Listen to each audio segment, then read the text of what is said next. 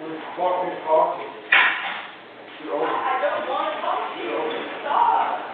You're the Los Angeles Lakers, a team built on legacy and reputation, and suddenly, you're hit with a new storm brewing on the horizon. Right now, the NBA has decided to reopen its investigation into none other than Lakers center Jackson Hayes. And the timing, let's just say it's far from ideal. So, what does this mean for the Lakers, and what does it say about the league's handling of controversial players? Buckle up, because this story is about to unfold in a way that could rock the roster and test the franchise. Here's what we know. Jackson Hayes, previously with the New Orleans Pelicans, is now under renewed scrutiny for an incident dating back to 2021. Back then, he was involved in an altercation with his then-girlfriend that led to police intervention. And now, thanks to a newly surfaced video, the NBA isn't letting this one go. So, let's peel back the layers of this situation because it could be a ticking time bomb for the Lakers. What's changed? Well, TMZ just released footage that many would argue paints a disturbing picture of Hayes' behavior. The video, shot during a domestic dispute, allegedly shows Hayes pulling his then-girlfriend from a doorway. In the heat of the moment, she can be heard telling Hayes to stop, asking him to let her go, and he's seen and heard responding in an explosive, unsettling exchange. The video even catches her saying, "I'm not gonna let you hit me anymore."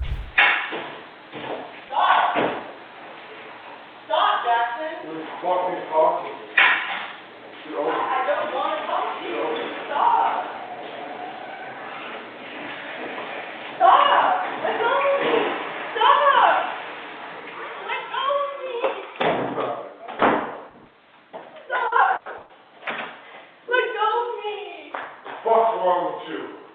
Whether it's out of context or damning in its clarity, that statement alone puts a glaring spotlight on Hayes and the league's handling of such situations. But it doesn't stop there. The altercation escalated with police arriving, Hayes reportedly being tasered, and ending up with an arrest record. Now, he did face legal repercussions back then. Probation, community service, and domestic violence classes were all part of his sentence. But here's the kicker. Back then, the NBA decided not to take disciplinary action. Why? That's the million-dollar question that's suddenly resurfacing. With this footage back in the limelight, the NBA has decided to reassess its stance on Hayes. Now, is this a result of a push to maintain the league's image in the wake of public backlash, or is it an overdue response to serious allegations? Whatever the motivation, it puts the Lakers in an awkward position. Will the NBA decide to suspend him this time around? Could Hayes' contract be at stake if he's found in violation of conduct policies? And if so, should the Lakers proactively sever ties given the heightened scrutiny they're under? Let's remember, the Lakers weren't in the dark when they signed Hayes. Rob Pelinka himself commented on the situation when Hayes joined the roster, emphasizing that Hayes had shown accountability and expressed remorse for his past behavior. But accountability aside, there's a lot on the line here. The Lakers roster is razor thin at the center position. They need Hayes, especially with Anthony Davis already carrying a heavy load. So, what are they willing to risk? Think about the impact here. If the NBA decides Hayes deserves suspension, the Lakers lose a crucial piece of their puzzle. This means more than just a shift in lineups. It could stretch their already limited depth to a breaking point. With Anthony Davis as the only true center, can the Lakers really afford to go small ball every time he's off the floor? LeBron and Rui Hachimura aren't built for full-time center minutes, and Christian Wood is still on the mend from injury. Now, there's another angle to consider. Let's say the Lakers decide this controversy is just too much baggage. They could technically release Hayes, but here's where things get tricky. If they waive him, they don't get any salary cap relief unless they can void his contract altogether, a process that would likely require proving he violated specific conduct clauses. Even if they pull that off, they wouldn't suddenly have the freedom to sign a player like Markelle Fultz